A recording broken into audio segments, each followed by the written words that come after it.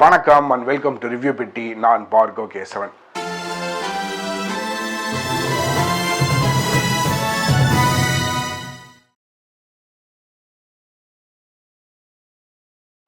Now you see me, now you don't.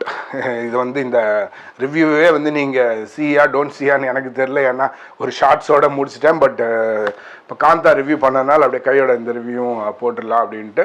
It's not too late. இப்போ தான் ஒரு 2-3 நாள் தான் இருக்குது இந்த படம் ரிலீஸ் ஆகி. நவ் யூ see me இந்த படத்தை இதுக்கு முன்னாடி 2 பார்ட் வந்திருக்கு. அது நீங்கள் பார்த்துருந்தீங்க அப்படின்னா ஆல்ரெடி இந்த படத்தை நேரம் பார்த்துருப்பீங்க. ஒருவேளை பார்க்கல அப்படின்னா உங்களுக்கு தான் இந்த ரிவ்யூ. இதுக்கு முன்னாடி ஐ திங்க் ஒரு 10 வருஷத்துக்கு முன்னாடி ஒரு 2 பார்ட் வந்தது. அப்போ பெரிய கேப் இல்லாமல் பேக் டு பேக் ஒரு 2 வருஷத்துக்குள்ளே வந்துருச்சு இந்த நவ் யூ see meங்கிற படம். அதோட ஒரு 3rd ரவுண்டாக இந்த படம் வந்திருக்கு, 3வது பார்ட்டாக. இந்த படம் எப்படி இருந்தது, இதோட கதை என்ன அப்படின்னா இந்த படமே ஒரு இல்யூஷன் பேஸ்டு தான். லைக் ஒரு மெஜிஷியன்ஸு, இந்த மெஜிஷியன்ஸ் பண்ணுற ட்ரிக்கு, இது மூலமாக ஒரு இந்த ராபின்வுட் டைப்பில் ஒரு பெரிய ஆளுங்க தில்லாலங்கடி வேலை பண்ணுறவங்கள்ட்டேருந்து ஒரு ஐட்டத்தை அடித்து ஆட்டை போட்டு அடுத்தவங்கள்ட்ட கொடுக்குற டைப் ஆஃப் ஒரு குரூப் தான் இந்த ஹார்ஸ்மேன் அப்படின்னு சொல்கிற ஒரு 8 பேர் ஒரு 5 பேர் இருக்கக்கூடிய ஒரு குரூப்பு. அது இத்தனை பேர் அத்தனை பேருங்கிறது கொஞ்சம் மாறி மாறி வரும். 5 பேர் இருக்கும், அதுக்கப்புறம் 6 பேர் 8 பேர் அப்படிலாம் இருக்கும். ஸோ இவங்க என்ன பண்ணுறாங்க, இவங்களோட ஐடென்டிட்டியை வச்சுட்டு ஒரு 3 பசங்க இங்கே நியூயார்க் சிட்டியில் மேஜிக் பண்ணிட்டு சுற்றுறாங்க. அவங்கள திடீர்னு ஒரு ஐ அப்படின்ட்டு ஒரு கார்டு வருது. எல்லாரும் ஒரு இடத்துல மீட் பண்ண வைக்கிறாங்க. அந்த இடத்துல ஒரு வேண்டர்பர்க் அப்படின்னு சொல்லக்கூடிய ஒரு கம்பெனியோட ஓனர் ஒருத்தி இருக்கா. ஆஃப்ரிக்காவில் இல்லீகல் மைனிங் பண்ணி நல்லா ஒரு பயங்கரமான ஒரு ஹார்ட் ஷேப்பில் ஒரு டைமண்டை ஒன்று வச்சுருக்கா. நல்லா பயங்கரமான வேல்யூபிளான ஒரு இது. அந்த டைமண்டை ஆட்டையை போடுறது இவங்களோட ஒரு பிளான். அது ஆட்டை போடுறது மூலமாக அவளுக்கு ஒரு பாடம் கற்பிக்கணும், அந்த இல்லீகல் மைனிங் எல்லாம் இது பண்ணுறாங்க அப்படின்ற மாதிரி ஓவராலாக ஒரு விஷயம் சொன்னாலும் அதுக்கு பின்னாடி ஒரு முக்கியமான காரணமும் இருக்குது.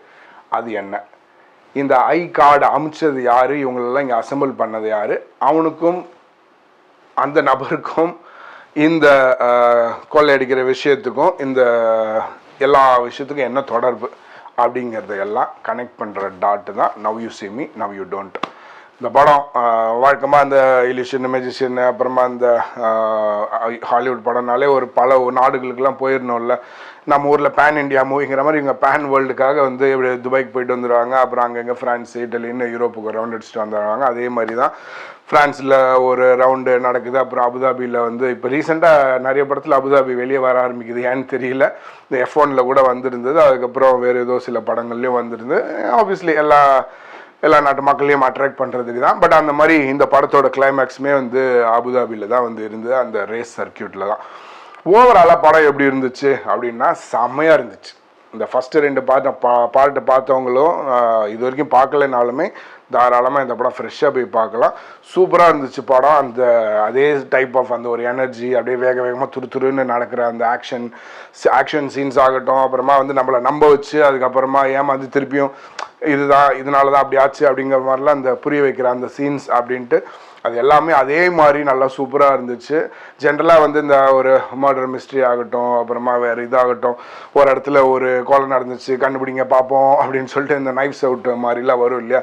ஸோ அந்த சேம் பேட்டர்ன்லலாம் போகாமல் இது ஒரு டிஃப்ரெண்ட் ரூட் எடுத்து பட் அதே டைப் ஆஃப் அந்த மேஜிக்கை ஸ்க்ரீனில் ஒர்க் அவுட் பண்ணியிருக்காங்க. அது இந்த படத்துலையுமே சூப்பராக ஒர்க் அவுட் ஆகிருந்துச்சு. இதுக்கப்புறம் ஒரு பார்ட் ஒரு 2-3 வருஷம் கழித்து வந்தாலும் அது தாராளமாக பார்க்கலாம். அதுக்கேற்ற மாதிரி தான் இந்த பாட்டு அமைஞ்சிருந்தது. So that's about now you see me. Obviously Hollywood படத்தை பொறுத்த வரைக்கும் நடிப்பு சூப்பராக நடிச்சிருந்தாங்க அப்படின்னு சொல்கிறது கொஞ்சம் மனசு வராது. ஏன்னா அதில் பெருசாக நடிக்கிறதுக்கான ஒரு ஸ்கோப்பு கிடையாது. கண்ணில் ஒரு எக்ஸ்பிரஷன் இருக்காது, மூஞ்சி முகரையில் ஒரு எக்ஸ்பிரஷன் இருக்காது. சும்மா டைலாக்கு, சீனு, அந்த ஆக்ஷனு, மேஜிக்கு, கிராஃபிக்ஸ் இதிலே ஒரு மாயையிலே ஓடிடும். அதை தாண்டி இந்த படமே ஒரு மாயை, இந்த இல்யூஷன் மேஜிக் எல்லாம் பற்றின ஒரு படம் தான். அப்படிங்கிறதுனால பாதி சீன் கேமரா ஒர்க்கு தான் ஹீரோ. இந்த படத்தில் கேமரா தான் ஹீரோ, மியூசிக் தான் ஹீரோயின்னு. ஸோ இந்த சினிமாட்டோகிராஃபி, ஸ்டண்ட்டு, அந்த மாதிரி டெக்னிக்கல் விஷயங்கள் எல்லாமே சூப்பராக இருந்தது. That's about now you see me. அடுத்த படத்தோட ரிவ்யூவில் சீக்கிரமாக சந்திப்போம். நன்றி, வணக்கம்.